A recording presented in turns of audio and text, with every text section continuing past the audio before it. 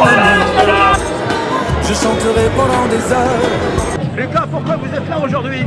Bah écoutez, c'est très simple, on est là aujourd'hui pour nos droits, nos libertés. On refuse de ne pas être entendu. On est là contre le 49.3 et contre cette réforme. Et voilà, dans un esprit jovial et pacifique. Et voilà, on est là pour nos droits. Vous marquez direction la Bastille, ça concerne quoi? Ah, c'est une petite touche d'humour parce que je suis étudiant en histoire. Donc ça rappelle un peu la façon dont on a obtenu nos droits aussi. Et voilà, c'est pour mettre un peu de gaieté dans cette ambiance un peu morose. Ça rappelle la révolution de 1789? Non, peut-être pas à ce point-là, mais c'est pour faire un petit clin d'œil. Un petit clin d'œil. L'école des Beaux-Arts du Mans est en danger comme toutes les écoles d'art de France. On se rallie au mouvement de lutte qui regroupe toutes les écoles d'art nationales et régionales de France. On est contre la réduction des budgets. Ça va être un peu long de citer toutes nos revendications ici, mais je vous invite à nous suivre sur les réseaux parce qu'on est en train de médiatiser ça. On a déjà vu un journaliste ce matin. Depuis hier soir, on est en occupation dans notre école. On l'occupe jour et nuit jusqu'à mercredi. En signe de soutien et de ralliement, on est évidemment aussi contre la réforme des retraites. C'est une manière pour nous de soutenir le mouvement et de lutter à notre façon pour pas que nos écoles d'art disparaissent. Voilà, en gros.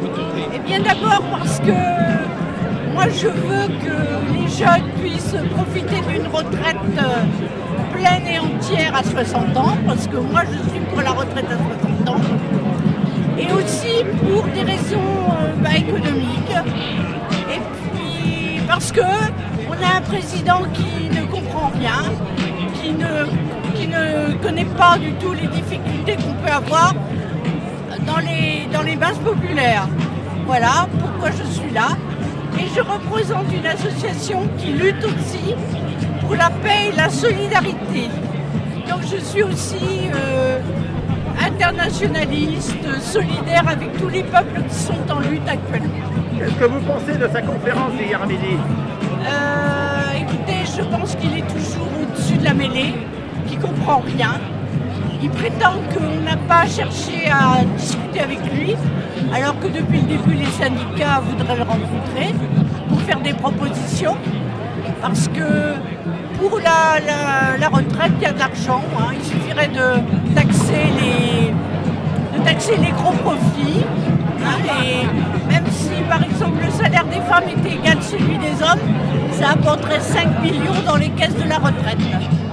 Voilà ce que je pense de...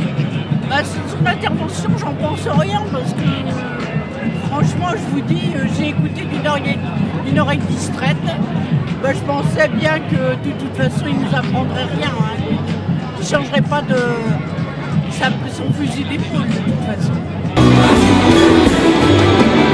Derrière les murs et les façades, et les discours circonstants, quelques imprudences vagues, s'affranchissant du convenant, et les voilà qui nous rejoignent, comme dans un grand bal populaire, sans une aubaine qui s'est... Aujourd'hui, j'ai envie de me battre par rapport à tout ce problème de réforme.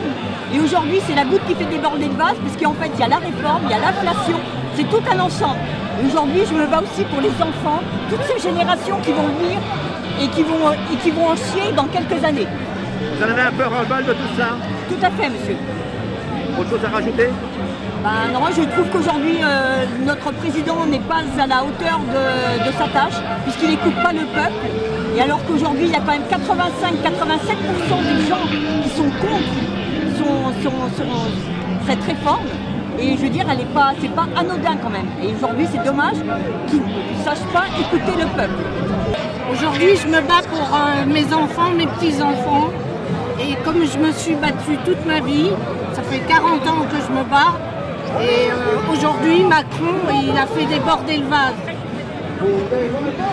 On demande la démission de Macron. Qu'est-ce que vous pensez de son discours d'hier? Personnellement, j'ai pas vu le discours hier. J'ai pas pu le voir. Mais de toute façon, je pense qu'il achète les journalistes pour pas être trop questionné sur des questions difficiles. Lesquelles?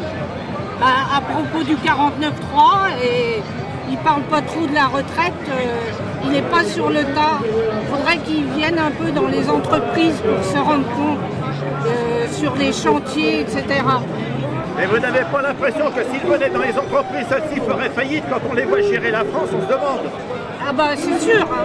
Mais il faudrait qu'ils travaillent, qu'ils mettent la main à la pâte, c'est ça. Il faudrait qu'ils travaillent de ses 10 doigts. Il faudrait que ces gars-là travaillent de leurs 10 doigts. Ils sauraient ce que c'est que la vie. Vous pensez qu'ils sont loin de la réalité? Comment? Vous pensez qu'ils sont loin de la réalité? Ils savent très bien qu'ils sont loin de la réalité, mais ce qu'ils veulent, c'est que les gens ils aient une retraite, ils ont le moins possible de retraite, c'est ça qu'ils veulent. À 65 ans, les personnes seront minées. Et à 65 ans, ils seront près de la tombe, ce qui s'est passé il y a 40 ans. Et c'est ce qu'ils recherchent aujourd'hui.